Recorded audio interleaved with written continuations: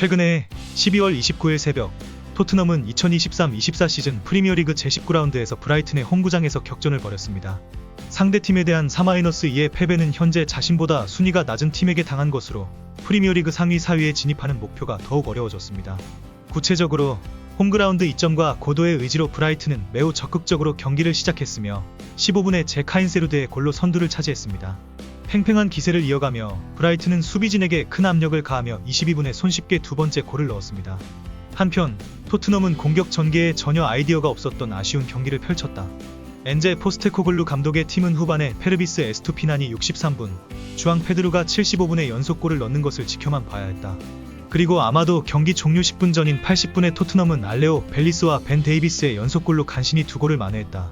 그러나 그 노력들은 충분하지 않았으며 아마도 스퍼스가 4-2로 경기를 마치고 원정에서 현재 자신보다 순위가 낮은 팀에게 실망스러운 패배를 받아들이기로 결정한 것은 상당히 늦었습니다. 앞서 안정적인 경기 후에 실망스러운 성적을 보고 최근의 전체적인 퍼포먼스에 대한 많은 팬들의 평가가 남아있었습니다.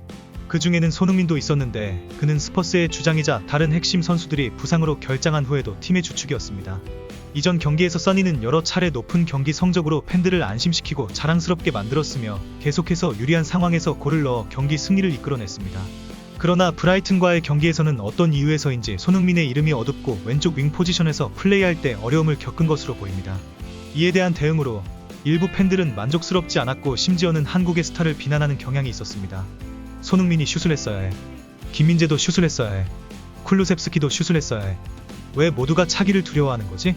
손흥민이 오늘 경기에서 나를 불쾌하게 만들고 있어. 그가 공을 가지고 있는 모습을 보면 마치 걔가 기어가는 것 같아. 손흥민의 실수는 정말 이상했다. 손흥민과 쿨루셉스키는 오늘 경기에서 실망스러운 모습을 보여줬다. 그들이 경기의 절반만이라도 잘했다면 팀을 경기로 되돌려 놓을 수 있었을 것이다. 나는 소니를 좋아하지만 그는 오늘 경기에서 뭐 하는 건지?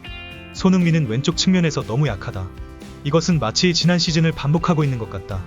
하지만 여전히 많은 팬들이 위로와 공감, 낙관적인 태도와 토트넘에 대한 믿음을 나타내는 댓글을 남겼다. 적어도 2점 차 패배로 겨우 망정이지. 하루 중에 최소한 밝은 순간이 있었다. 벨리즈에게 축하를 전합니다. 그것은 첫 터치로는 너무 부드럽지 않았지만 좋은 평온함이었습니다. 만약 토트넘이 여러분의 삶에 부정적인 영향을 미친다면 한 걸음 물러서서 경기를 보지 마십시오. 레인저와 함께 문제는 단기적인 것이 아닙니다. 그들은 장기적인 전망을 고려하고 있습니다. 우리의 선수들에게 항상 긍정적이고 믿음을 가져주세요. 코에스. 이것은 왜 선수들이 소셜미디어에서 공격당하는 이유입니다. 사람들은 경기에 너무 많은 기대를 걸고 있습니다. 선수들도 인간이며 때로는 실수를 저질러야 합니다.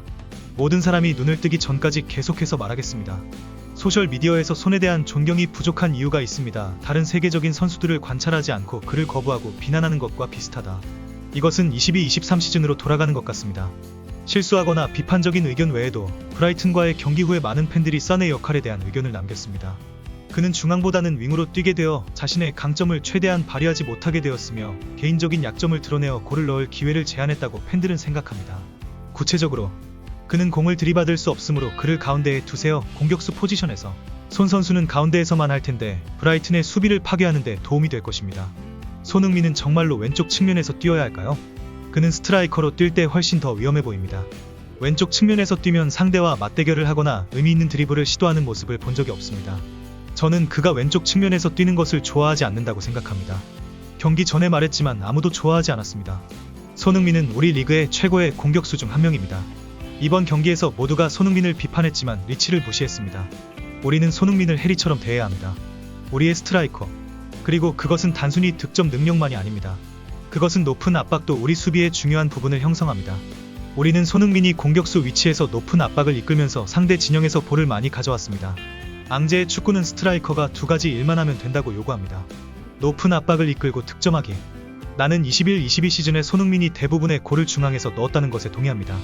LW 역할은 분명히 그에게 적합하지 않습니다. 이 상황이 계속된다면 손흥민은 선발 라인업에서 자리를 잃을 수도 있습니다.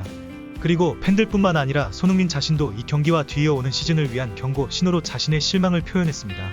구체적으로 경기 후 인터뷰에서 손흥민은 이번 경기는 매우 실망스러운 경기였습니다라며 이는 우리가 시즌에 접근하는 방식이 아닙니다. 우리의 경기 방식과 원하는 수준과는 거리가 멉니다. 우리는 전반전과 후반 초반에 대해 이야기해야 합니다. 우리는 이런 식으로 경기를 해야 한다는 것을 알고 있었습니다. 프리미어 리그의 모든 팀이 강하기 때문에 우리가 이 경기의 마지막 15분처럼 플레이하지 않으면 어려울 것입니다. 이것은 큰 경고여야 합니다. 전반전은 우리의 경기가 아니었고 우리의 스타일도 아니었습니다. 우리는 큰 교훈을 얻어야 합니다. 라고 공유했습니다. 당연히 팀의 중심 선수로서, 특히 팀 주장이라는 매우 중요한 역할을 맡은 선수로서 손흥민에게는 매우 큰 책임과 기대가 있습니다. 그에 따라 팬들은 한 경기에서 그를 칭찬할 수도 있지만 다음 경기에서 그가 실수를 저질렀다면 비판할 수도 있습니다. 그러나 이런 것은 해서는 안 되는 일입니다. 우리는 경기에서 선수들의 플레이와 표현에 대해 더 이해시 믿고 긍정적인 시각을 가져야 합니다.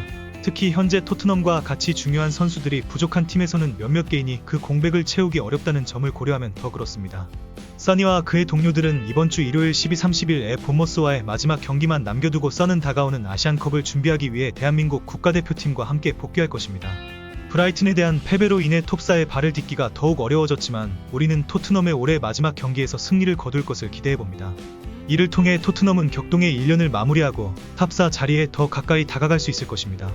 손흥민과 토트넘에게 다가오는 경기에서 원하는 결과를 얻을 수 있기를 기대하며 그에 따른 탁월한 퍼포먼스와 적절한 타이밍에 빛을 발할 것을 바라며 팬들이 자랑스러워할 만한 승리를 찾아갈 것입니다.